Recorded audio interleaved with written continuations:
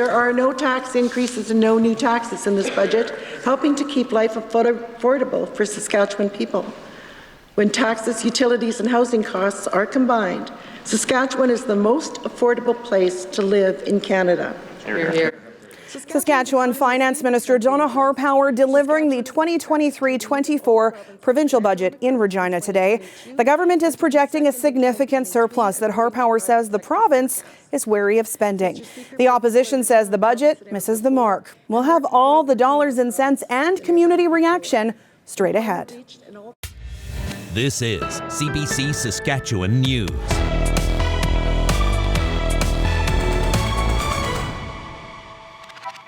It is Wednesday, March 22nd, Budget Day, and the CBC Saskatchewan News starts right now.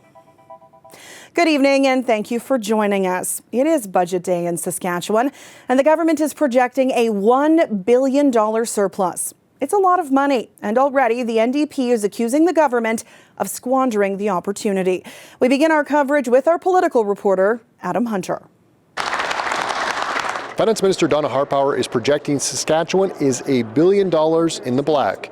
Revenues are up by $2.5 billion from last year thanks to strong non-renewable resources and higher tax revenues. So how will the government spend all the money? Last summer, it handed out $500 checks to help people with rising cost of living. Harpower says Cabinet discussed doing that again and decided against it.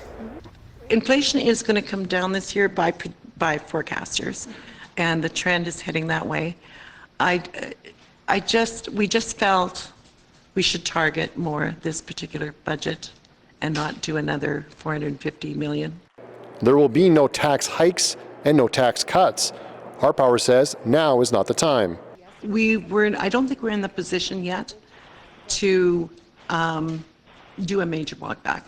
I have a lot of optimism we're going to get there, though, because there is, a large private sector commitment for growth here in our province. This budget offers no new cost of living relief for families struggling to pay their bills at the end of every month. Not a stitch of relief. The government says it will use its surplus to pay down $1 billion in operating debt. It will focus its health spending on recruiting and training healthcare workers and reducing surgical wait times. Those on income assistance will see some benefits rise by $30 per month. NDP leader Carla Beck says the Sask Party government is failing families and young people.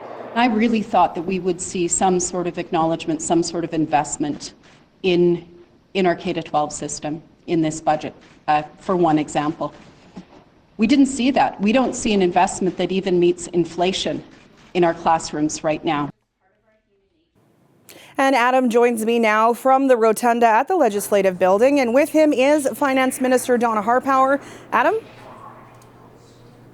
Thanks, Sam. I'm with Finance Minister Donna Harpower. And Minister, today one of the criticisms we heard from the opposition was that there were no new affordability measures to deal with cost of living. What's your response to that? So we had, of course, had the affordability tax credit last fall, which was $500 to every individual that filed taxes in our province. We chose in this budget to target the actual income measures more targeted to those most vulnerable. So that's why we increased the seniors income plan, the SIS program, which is low income individuals, and SED for individuals with disabilities, and the personal care home. We just felt it was better to target our measures right now for further measures for affordability. And now with deciding to spend some of that surplus or most of the surplus on paying down the debt, why was that decision made? So as I've spoken in other budgets prior, we have to be very, very careful when there is sort of one-time increases in resource revenue, so that's uranium, potash, and oil. Be very careful as a government to bake it into your day-to-day, year-over-year operating funding. If you do that, and we always know those prices fall at some point in time, then you are scrambling to find out how you're going to pay for that operating expenses. So I don't want to spend any more than a certain percentage into what's baked in or what is operational year over year. This budget holds that line at 12.5%. We feel that's reasonable and sustainable into the future. You said today that tax cuts now wasn't the time for tax cuts, but you said that maybe potentially in the future. When can people expect that, and what will it take? I am super optimistic that there will come a time when we can do that. We have a lot of private investment committed to our province. When that all comes to fruition, it's going to be a larger tax base just because there'll be more jobs, there'll be more corporations here in our province. That is additional revenue, and that's when we can take a look at reducing some of those taxes. Thanks for your time, Minister. Thank you. It's Finance Minister Donna Hartbauer here from the Rotunda at the Legislature. I'll be back, Sam, with the finance critic of the NDP, Trent Wotherspoon, in a moment. All right, thanks, Adam. The government is banking on a significant revenue increase. It's projecting revenue of $19.7 billion. That's up $2.5 billion from last year and an increase of nearly 15%.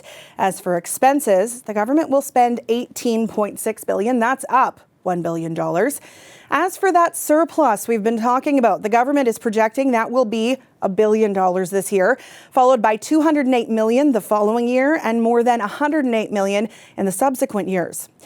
The Canadian Taxpayers Federation says it's happy to see a balanced budget, but disappointed to see a lack of tax relief to make things more affordable for people. In last year's budget, the province expanded the PST to include entertainment events, along with an increase to tobacco product prices. Originally, the expansion also included gym memberships, but the government scrapped that after significant pushback. Saskatchewan residents have also seen increases to their utility rates. The CTF says the provincial government needs to follow the lead of their counterparts across the country. Governments across the country have been cutting income taxes, they've been cutting gas taxes to help people afford the things that they need, and the Saskatchewan government failed to deliver on that today, and Saskatchewan families are being left out in the cold with no help on that affordability front. Hubbard says despite the surplus, the government is still accumulating debt. He'd like to see the province decrease spending. The government says this year's social services budget will help vulnerable people and their families, but the NDP say it amounts to $1 a day. People on Saskatchewan income support could see small increases in a few areas, receiving between $30 to $90 more a month. People living with a disability and seniors on income assistance would get $30 more a month. Anti-poverty advocates had asked for 10 times that. I would have been surprised had we got the $300 that we were asking for, and even that is part of an incremental plan to get SED rates up to being on par with seniors' benefits and SIS up to the poverty line. But the $300, would make a significant difference, and I would have been happier with a lot more than $30. I think that's a disappointing figure for us. Gilmer says he'd also like to see the province immediately boost the minimum wage to $15 an hour and to plan to implement a living wage of at least $16 or $17 an hour. Saskatchewan has the lowest minimum wage in the country. For reaction now from the official opposition, we go back to the Rotunda at the Saskatchewan Legislature. That's where we find Adam Hunter with NDP finance critic Trent Wotherspoon. Adam? Thanks, Sam. I'm here with Trent. And Trent, you said today that the government was missing the moment when it comes to this budget. What did they miss? Well, they really missed what Saskatchewan people are facing right now, a generational cost of living crisis, a healthcare system that's in a really tough way right now, classrooms that have been cut and don't have the support and resources that they need for our kids, and frankly not the measures to get our economy back on its feet, to create the jobs that people are counting on. And this budget missed the moment. It's out of touch. Not a stitch of relief for those facing cost of living. Not canceling the power and energy bill hikes that we've been calling for. These are big hikes that families and businesses are struggling with.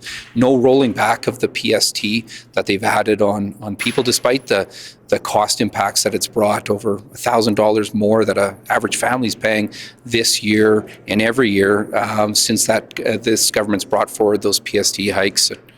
No cancellation of the PST on construction labor. That's really hamstrung our economy. It's really been a gut punch to growth. You mentioned education there. What's missing in the K-12 education budget? Well, respect from this government, but further than that, the investment.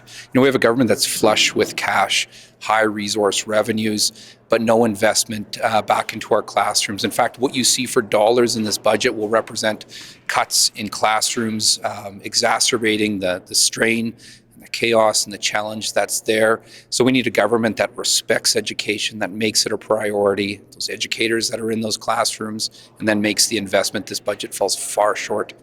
Thanks for your time, Trent. Thanks, Adam. It's NDP finance critic Trent Wotherspoon today reacting to the budget. We'll have more from here at the legislature a little later in the show. Sam? Thanks for this, Adam. Let's dig into the numbers, shall we? Starting with health. The government is increasing that part of the budget by nearly 7%. And while that might sound like a big boost, people working on the front line say they need more. The healthcare budget is $6.9 billion. About $518 million will go toward mental health and addiction services. That's an increase of 7.5%.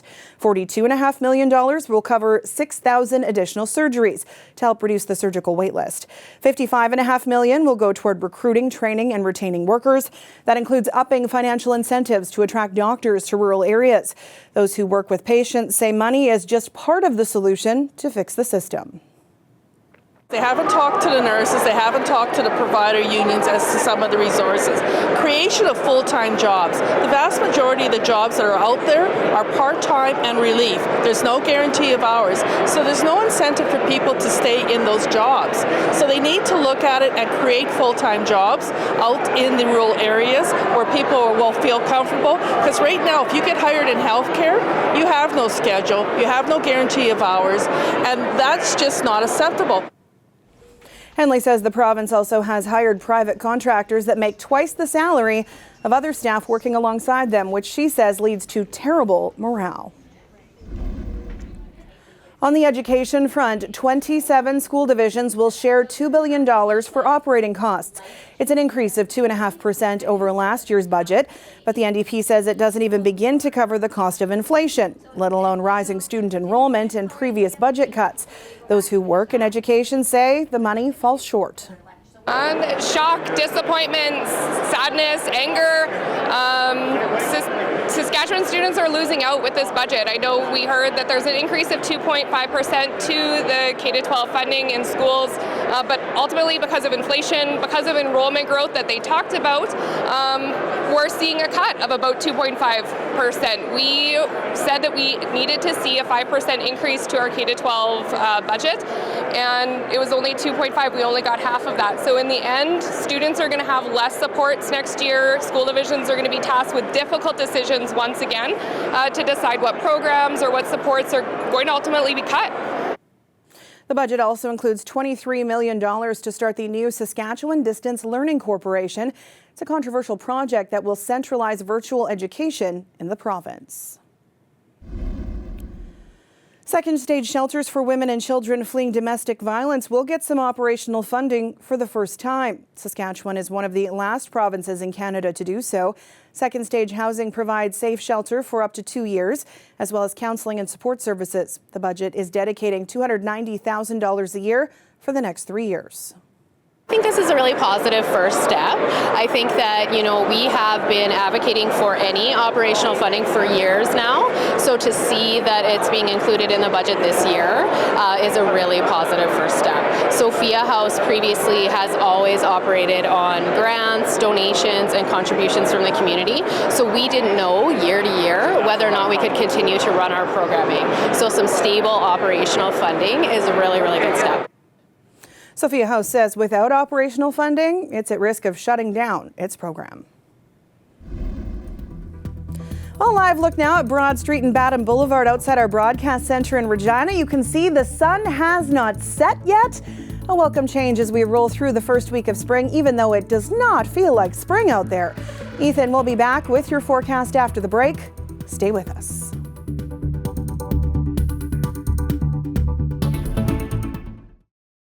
This weather update is brought to you by It's March, It's Madness at Capital Ford Lincoln.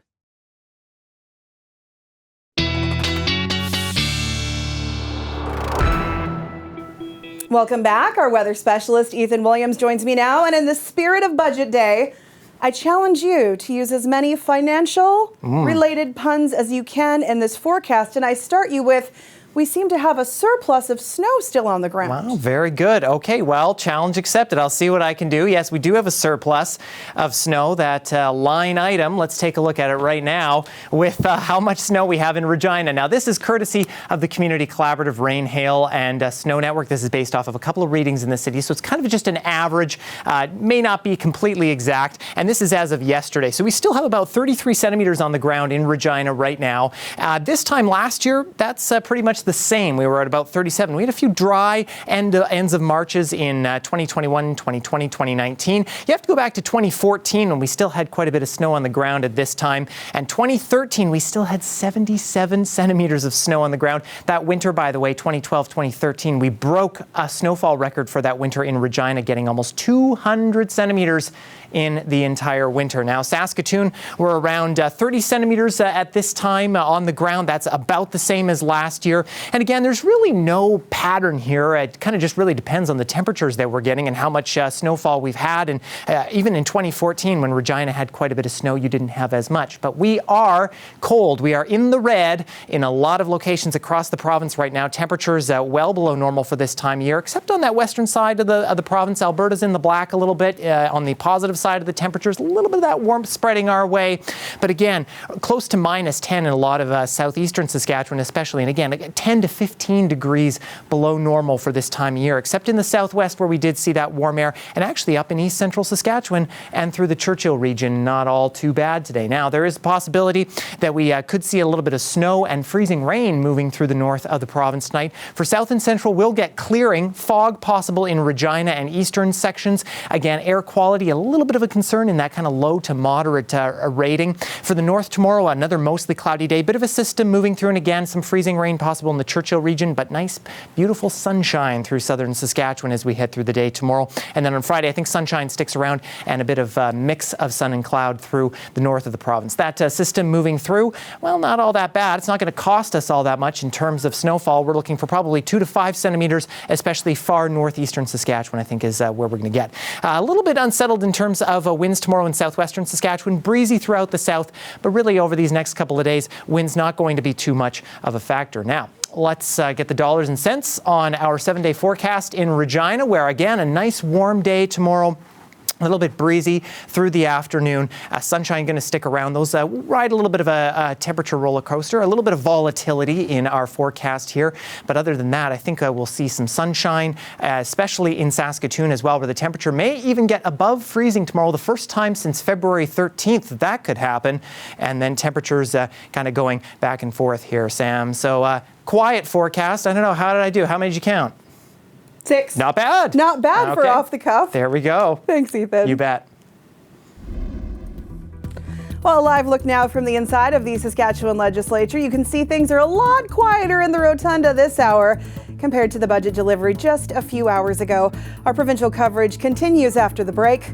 Stay with us.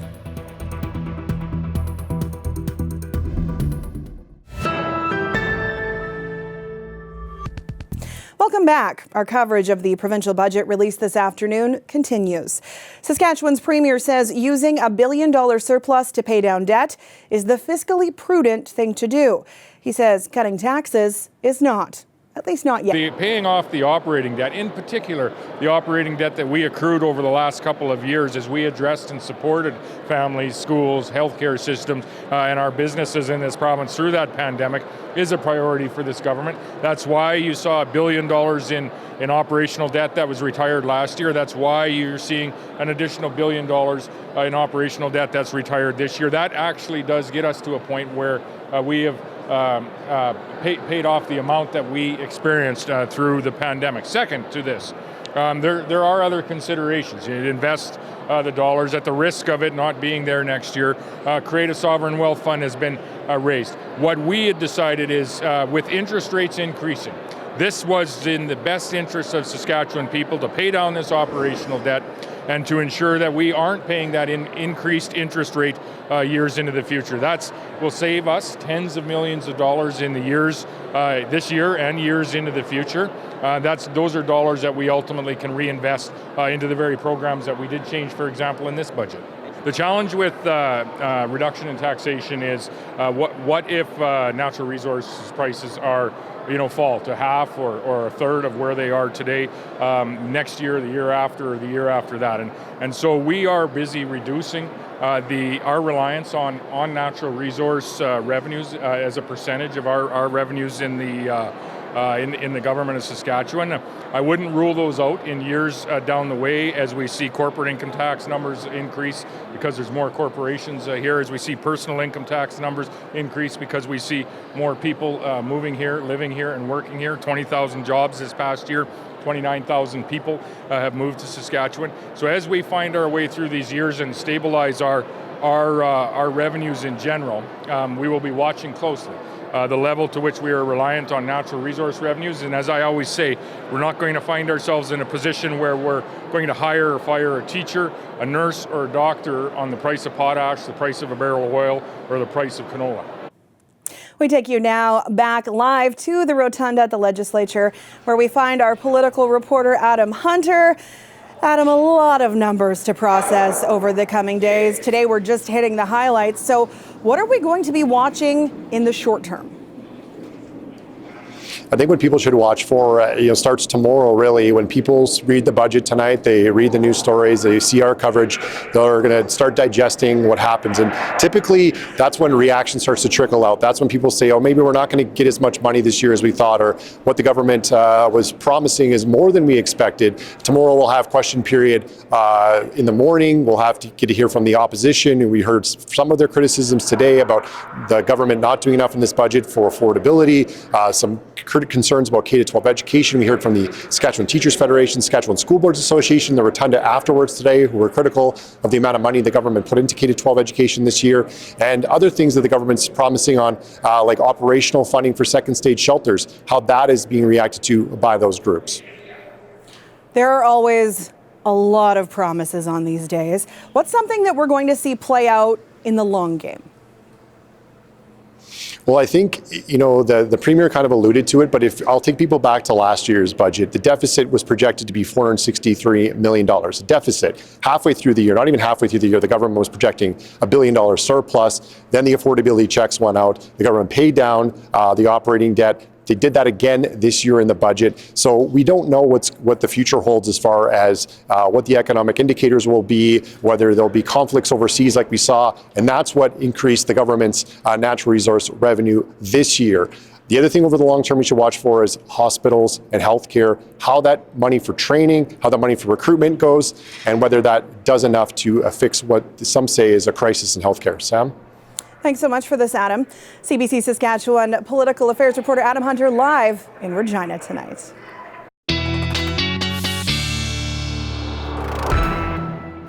And the pun master, Ethan, is back with one last look at your weather. A forecast worthy of $1 million, Sam. We're talking about fog tonight in Regina, though, and much of eastern half of south and central Saskatchewan. Again, air quality in that low to moderate rating. So if you are particularly susceptible, just keep that in mind through the night tonight. -13, but mostly clear conditions, and it will get full clearing tomorrow morning. A bit chilly, though, wind chill around -23, and heading toward the afternoon, sun sticking around, will be around -6. Winds close to around 30 kilometers an hour. In Saskatoon tonight, I think you'll escape the fog. You'll see mostly clear skies around -11. Wind's going to pick up a little bit more for you tomorrow afternoon. We'll be getting close to around 30 kilometers an hour in the morning hours, again around -13, but warming up to around -4 by the noon hour. Sunny conditions, winds close to around 40, but getting close to freezing, Sam. Could be a very nice day. All right. Thanks, Ethan. You bet. And that's it from us tonight. For more on the provincial budget, head to cbc.ca/sask or check out our YouTube channel. Glenn, Reed, and Ethan will be back with more local news tonight at 11. Thanks for watching and have a great night.